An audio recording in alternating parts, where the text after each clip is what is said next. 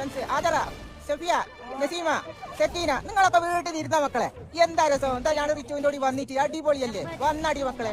ഇതൊക്കെ നാട്ടിൽ ഈ വയസ്സാം കാലത്ത് കണ്ടില്ലേ, ഈ 55 വയസ്സിൽ ഇവിടെ വന്ന് ഈ മഞ്ഞി കിടക്കുന്ന ഇത്ര നല്ല രസകേട കിട്ടാനോ മക്കളെ. ഇത് നമ്മുടെ നബീസുമ വളരെ സന്തോഷത്തോടെയാണ് ആ ഒരു വീഡിയോയിൽ പറയുന്നത്, എല്ലാവരും പൊളിക്ക് മഞ്ഞിൽ കളിക്ക് എന്നുള്ള രീതിയിലൊക്കെ. പക്ഷേ നബീസുമ ചെയ്തൊരു തെറ്റുണ്ട്, ഏറ്റവും വലിയ തെറ്റ്, ഒരിക്കലും പൊറുക്കാനാവാത്ത ഒരു തെറ്റ്. വർഷം മുന്നേ ഭർത്താവ് മരിച്ചിട്ടുണ്ട്. ഒരു വല്യമ്മ മഞ്ഞ് വാരി ഇങ്ങനെ ഇടാണ് മൂപ്പത്തി.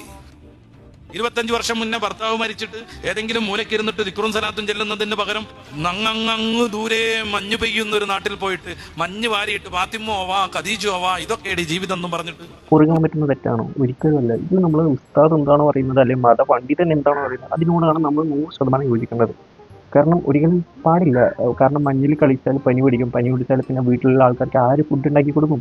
അതുമല്ല, 25 കൊല്ലം മുന്നേ ഭർത്താവ് മരിച്ചിട്ട് സ്ത്രീ ഇതുപോലെ ചെയ്യുന്നത് ശരിയാണോ? ഈ മഞ്ഞിലൊക്കെ കളിക്കുന്നത് ഒരു റൂമിൽ ഈ ഉസ്താദ് പറയുമ്പോൾ തന്നെ എന്തെങ്കിലും ചൊല്ലിയിട്ട് അങ്ങ് മിണ്ടാതിരിക്കണം. അതാണ് ചെയ്യേണ്ടത്. ലൈഫ് എൻജോയ് ചെയ്യാനേ പാടില്ല. നിങ്ങൾ ഇതുപോലത്തെ കുറേ ഉണ്ട് എല്ലാ മതത്തിലും. ഇങ്ങനെ മണ്ടത്തരം വിളിച്ചു പറയുന്നു, അവർ പൈസ ഉണ്ടാക്കും. പക്ഷെ ബാക്കിലെ ഒരു ലൈഫ് എൻജോയ് ചെയ്യാൻ പാടില്ല. വളരെ മോശമാണ്. അങ്ങനെ ചെയ്ത് നിങ്ങൾക്ക് സ്വർഗം കിട്ടത്തില്ല, നരകത്ത് പോകൂടെ. നിങ്ങൾ എൻജോയ് ചെയ്യുന്നത് ദൈവങ്ങൾക്ക് ഇഷ്ടമല്ല. ദൈവങ്ങൾക്ക് കോപം വന്നാൽ ഇതുപോലുള്ള കുറെ മതപണ്ഡിതന്മാർക്ക് കോപം വരും. അതാണ് ഇവർ ഇങ്ങനെ വിളിച്ചു പറയുന്നത്. അതിൻ്റെ ഡൗട്ട് അതല്ല. ഈ 25 കൊല്ലം മുന്നേ ഭർത്താവ് മരിച്ചിട്ട് 25 കൊല്ലം നബീസ് നമുക്ക് ചെലവിന് കൊടുത്തത് ഈ ഉസ്താദാണോ? അല്ല, ആ രോഷം കൊണ്ടിട്ട് ഞാൻ ചോദിച്ചതാണ്. അല്ല, അതുപോലെ പറയുന്നുണ്ട്.